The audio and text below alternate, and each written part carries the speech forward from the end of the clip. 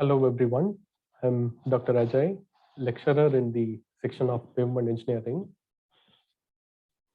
I was born in a small South Indian village in Tamil Nadu, and which didn't have a proper road access at that time. The nearest road was like 2 kilometers from my home, and the nearest small town was like 8 kilometers.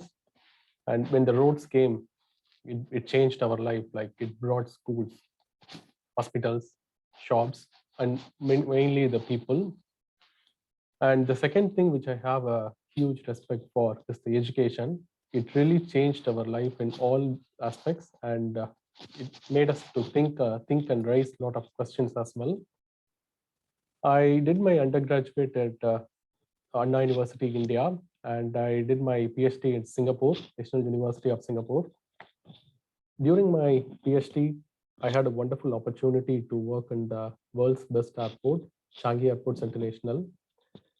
It really opened my mind in connecting the research between the research and the field practice. And after my PhD, I got to work in a totally different field in US Environmental Research Institute. Thanks to COVID, I got to work in a several multitude of projects in various aspects. And my teaching and research expertise includes the computational pavement mechanics, concrete pavements, airfield pavements, environmental impact assessment, and so on. The major motivation of my PhD is to reduce the road accidents. When roads come, it not only brings us the advancements and the technologies, it also brings us the accidents. Nearly like 1.35 million road deaths are reported each year. And among that, nearly 25% of crashes are weather related. We as pavement engineers are also responsible for these accidents. So the innovative solution to reduce the accidents, one such solution is the porous pavements, which Netherlands is very well aware of and using it for many years. My PhD is in fact related to the pervious pavements, mainly like pervious concrete pavements. The major research questions which I try to address are like how to design the pervious pavements, not just for strength, but also for hydraulic capacity and the frictional stability. The novelty of my work is the importance of various image processing algorithms and the development of a new algorithm. This work was given a Best Paper Award for methodological development in Japan last year. And during my postdoc, I got to work in different projects, as I said earlier. One of the projects is the investigation of asphalt fumes generated during the road construction process. We know that the fumes are highly carcinogenic, and the objective was to reduce the fumes. The second project which I was working on is the circular economy and solid waste management. The third project is the development of newer machines like the accelerated polishing machines and accelerated weathering machines.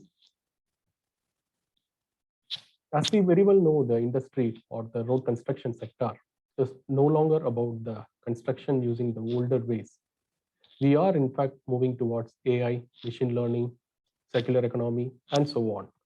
So my teaching focus here is to integrate the MUDA, modeling, uncertainty, and data science into the teaching of all the modules to mainly to address the next generation challenges like climate change, sustainability, accidents, biodiversity collapse, and who knows what comes next. So why teaching is important?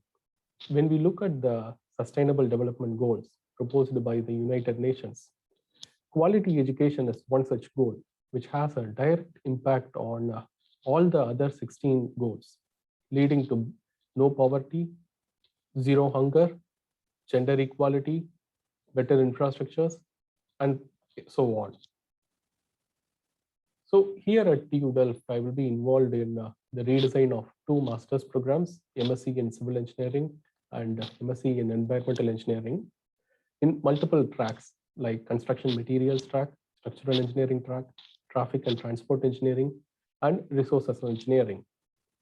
Here I will be involved in like 11 to 12 different courses in all these different tracks.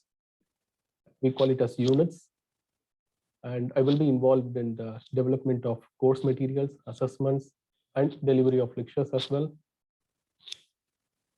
And here is my YouTube channel, which in which this is purely professional, and it includes my teaching, research, and service related works. This idea was mainly given by my PhD advisor and one of my students like 3-4 years back. And if you are interested, you can have a look at this. Thank you.